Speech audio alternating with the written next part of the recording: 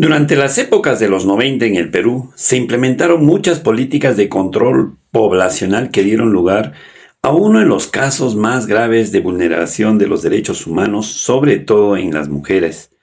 En este caso estamos hablando de las esterilizaciones forzadas.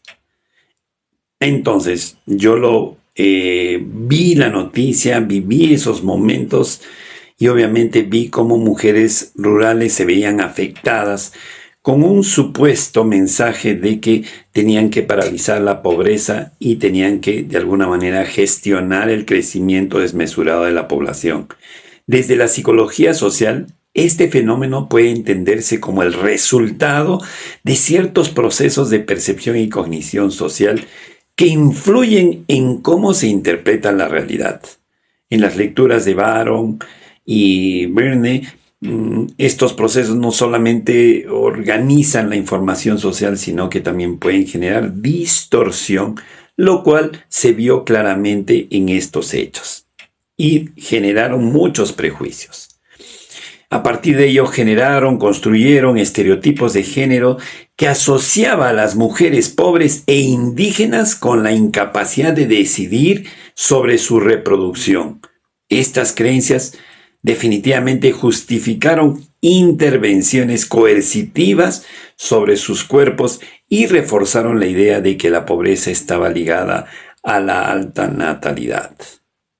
A partir de ello, generaron nuevos pensamientos de desigualdad social y estas ideas se integraron en representaciones sociales que naturalizaron el machismo. Y aquí aparece el machismo, reduciendo a las mujeres a roles funcionales como la reproducción. Es ahí que la deshumanización se siente en toda nuestra sociedad, permitiendo que fueran tratadas como medios para objetos u objetivos políticos.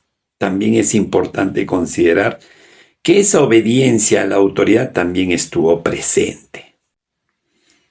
Miren, injustamente los estudios de Stanley Milgram muestran que las personas pueden ejecutar acciones dañinas, perjudiciales, destructivas, si reciben órdenes de una figura de autoridad, porque al parecer no lo están cuestionando, lo que ayuda a explicar la participación lamentable de muchos profesionales en estas prácticas.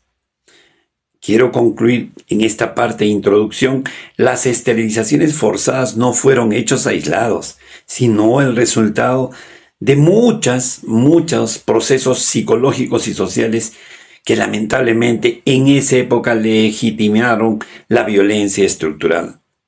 Nuestro trabajo busca justamente analizar cómo estos factores contribuyeron a sostener esas prácticas y lamentablemente vulnerar los derechos de las mujeres que estaban de alguna manera separadas del apoyo de las personas, de los organismos públicos, de la sociedad propiamente. Así que te dejo una pregunta. No sé si tú algún momento lo viviste, pero es importante de que tú tengas referencia de que hubo esos eventos.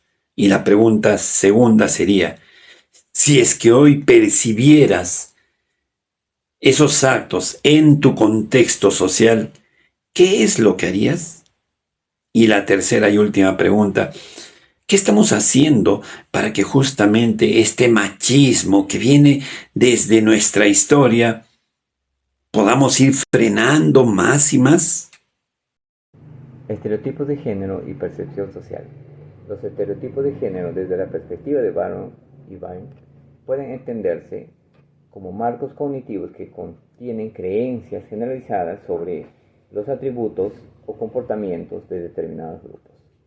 En el caso de las mujeres, estos estereotipos se construyen culturalmente y se transmiten mediante procesos de socialización, asignando roles específicos como el cuidado o la maternidad que condicionan la forma en que se interpreta su identidad y capacidades.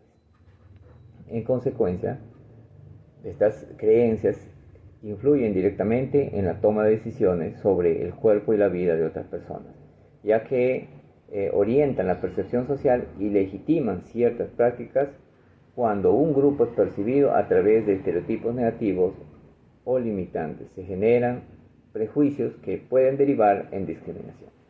De esta manera, sucede que las decisiones institucionales o sociales no se basan en la autonomía individual, sino en categorías preconcebidas que reducen a las personas a características generalizadas, facilitando la intervención sobre sus derechos. Además, los estereotipos de género cumplen una función de mantenimiento del orden social.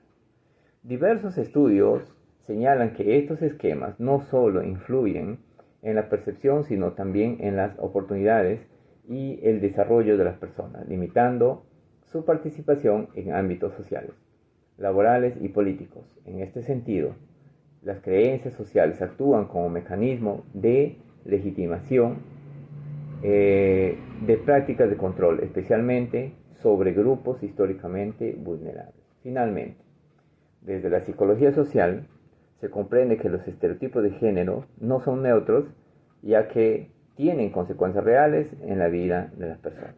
Gracias. En este apartado analizaremos las actitudes y la obediencia a la autoridad en el fenómeno de las esterilizaciones forzadas en la década de los 90 en Perú, ¿no? Para poder comprender cómo es que estas prácticas inhumanas que vulneraban los derechos humanos fueron ejecutadas y aceptadas socialmente. En primer lugar, tenemos que analizar las actitudes. ¿Qué son las actitudes? Básicamente son evaluaciones, muchas veces con carga afectiva, duraderas, que se predisponen a actuar de determinada manera. Estas actitudes no surgen de forma aislada, sino que están influenciadas por creencias previas. En este caso vamos a analizar la conducta del personal de salud que fueron los encargados de realizar esas intervenciones clínicas en los centros de salud a nivel nacional. Muchos de estos médicos estuvieron influenciados por creencias o estereotipos anteriores, ¿no? Especialmente por mujeres de zonas rurales en extrema pobreza. En este contexto, podríamos decir que las actitudes operaban, analizarlos desde los 3 niveles. A nivel cognitivo, estas personas sostenían creencias como a través de este procedimiento vamos a reducir la natalidad en zonas pobres y eso es necesario para el crecimiento social de nuestro país. A nivel afectivo se evidenciaba obviamente una menor empatía hacia mujeres que tenían ese tipo de características, ¿no? Zonas rurales, no manejaban el idioma, muchas de ellas no sabían leer. Dudo mucho que también estos médicos hubieran realizado este procedimiento con personas de su entorno social o familiar. Obviamente sabían que no era correcto, ¿no? Pero para realizarlo a estas usuarias no había ningún inconveniente. A nivel conductual, obviamente todas sus creencias se traducieron en la ejecución de estos procedimientos sin consentimiento informado ni información sobre las posibles consecuencias.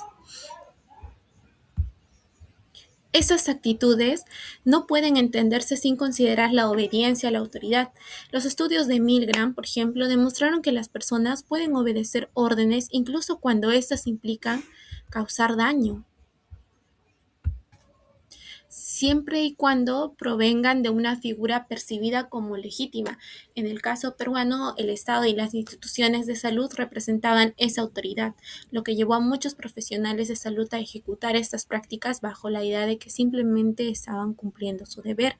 Este fenómeno se explica a través del concepto del estado agéntico, en el cual las personas dejan de sentirse responsables de sus actos y transfieren la responsabilidad a la autoridad.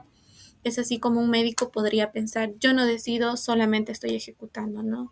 Para reducir el conflicto moral y ético. No obstante, aquí viene a tallar la disonancia cognitiva, que surge cuando existe una contradicción entre lo que sabe que es correcto y lo que hace.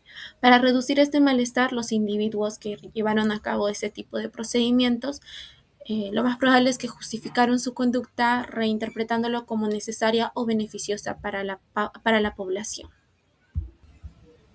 Este fenómeno no solamente involucró a quienes ejecutaban estas acciones o al Estado, sino también a la sociedad en conjunto, a la población general. La legitimidad del Estado y el discurso técnico de una salud pública contribuyeron a que estas prácticas fueron aceptadas socialmente, ¿no? Y existieron procesos de invisibilización y fragmentación de la memoria que favorecieron el silencio social durante años. De este modo, muchas personas asumieron que si la autoridad lo promovía, debía ser lo correcto. En conclusión, las actitudes y la obediencia a la autoridad y los procesos de justificación psicológica permiten entender cómo se construyó un contexto en el que la vulneración de derechos y deshumanización no solo fue ejecutada, sino también normalizada. Como conclusión de ese trabajo, resaltamos lo siguiente. Las esterilizaciones forzadas en el Perú durante la década de 1990 evidenciaron un fenómeno social donde la percepción y la cognición social contribuyeron a la deshumanización y a la justificación de prácticas injustas, demostrando cómo el machismo estructural y los estereotipos de género se establecieron como políticas públicas que vulneraron derechos fundamentales de la mujer. Este hecho refleja la influencia de la visión machista, articulada con normas sociales y el poder político, que legitimaron prácticas discriminatorias bajo el discurso de modernización o control poblacional. Como lo señala Baron y Birne en el 2005, estos procesos cognitivos pueden generar distorsiones que afecten el juicio social. En este caso, dichas distorsiones se articularon con relaciones de poder, dando lugar a una forma de violencia estructural contra la mujer. El análisis desde la psicología social muestra que la correlación ilusoria y el sesgo de confirmación reforzaron estereotipos sobre las mujeres rurales e indígenas, percibiéndolas como menos capaces de decidir sobre su cuerpo. Así, se perpetuó una identidad social subordinada que justificó la intervención coercitiva del Estado. Como reflexión, en el contexto actual, este caso nos invita a reconocer que los fenómenos sociales no son hechos aislados, sino procesos que se construyen socialmente y se sostienen en valores culturales y estructuradas de poder. La memoria de las esterilizaciones forzadas exigen una reflexión crítica sobre cómo los estereotipos de género y la desigualdad cultural siguen influyendo en la percepción y el trato hacia las mujeres, especialmente en comunidades vulnerables. La psicología social aporta herramientas para comprender y transformar estas dinámicas, como promover la conciencia crítica, cuestionar los sesgos implícitos y fomentar una cultura organizacional y social basada en la equidad y el respeto a la diversidad.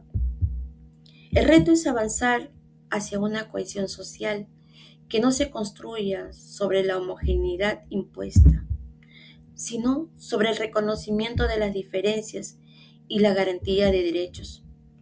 Solo así se podrá superar el legado del machismo institucional y abrir a un liderazgo femenino, comunitario y más inclusivo.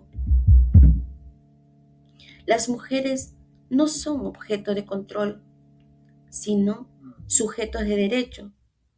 Su fuerza sostiene la memoria y el futuro del Perú. Gracias.